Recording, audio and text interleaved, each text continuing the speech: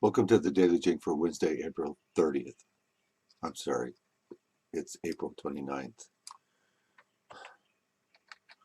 Here's a quote of the day. What is life? It is the flash of a firefly in the night. It is the breath of a buffalo in the wintertime. It is the little shadow that runs across the grass and loses itself in the sunset.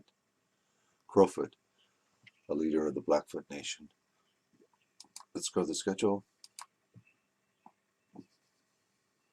We're in the middle of the 14th week, the last week of the course.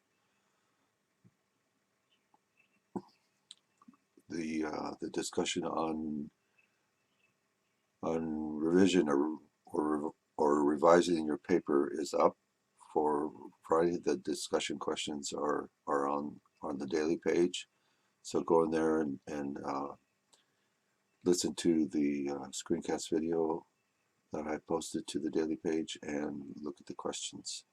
These questions are due on Friday by the end of day. Monday is the last day of the course, and then the exam time is Thursday, May 7th from 8 to 10 p.m., and that's when the final draft of the paper is due. You don't have to post it during that time. I'm not saying that, but after 10 a.m. on Thursday, the course ends. All the folders in D2L will be shut down, and you won't be able to post anything else for the course. So make sure that you get the final draft of the paper in by Thursday by 10 a.m. Okay, let's go back to the notes. So I wrote this as a comment on many of your papers. Write to find out the nature of your thing concept. For instance, in Merced, she wants to know why she was so sure of herself, pride. In Envy, she explores the nature of her envy for the other writer. And in Hardball, he wants to know the secrets of the double play and what it means for his life in baseball and beyond.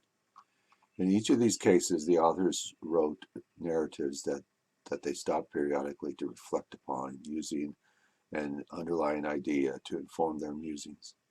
It isn't enough to tell us stuff. You must put an idea into a narrative. Should be a period here.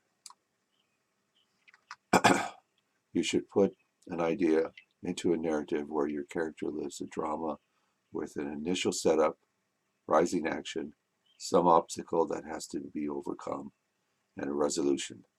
That's a typical creative plot process. Okay, this is creative nonfiction, so you use items from fiction, from short stories and novels, like plot, and you employ that here. Okay. Schultz cares about the rules of baseball, but he ends up with the idea that the rules are not enough. He takes us on a journey to this breakthrough.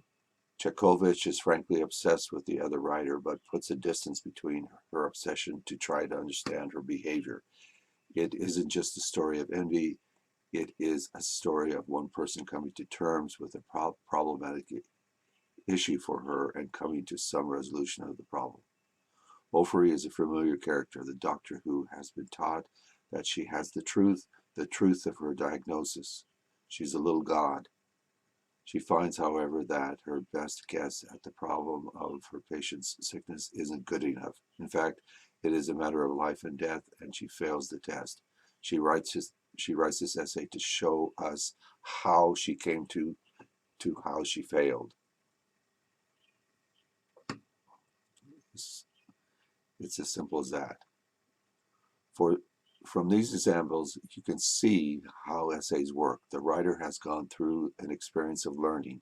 They don't tell us what they learned, they show us the process, the journey they took, and the journey they take us on.